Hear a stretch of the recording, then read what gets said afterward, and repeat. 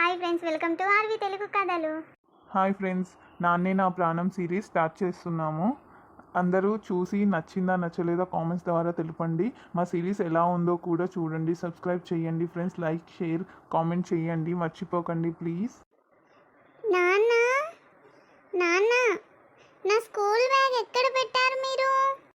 నేను నీ బ్యాగ్కి సెక్యూరిటీ గార్డ్నా తల్లి? నువ్వే పెట్టావు కదా. ఓ అంటే మీకు తెలియదన్నమాట. పోయింది. తండ్రి కూతుర్లు ఇద్దరు బ్యాగ్ కోసం వెతుకుతా ఉన్నారు అప్పటి నుండి. అది సోఫా పైన ఉంది. అయ్యో సారీ నానమ్మ, హడావిడిలో మర్చిపోయా.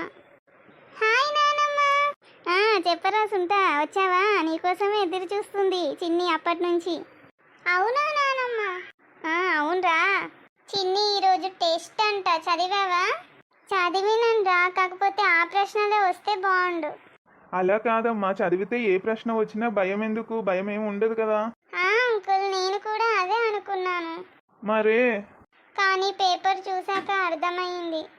ఏంటంటే నా ఆత్మ ఆ పేపర్ చూశాక బయటకు వెళ్ళిపోయింది.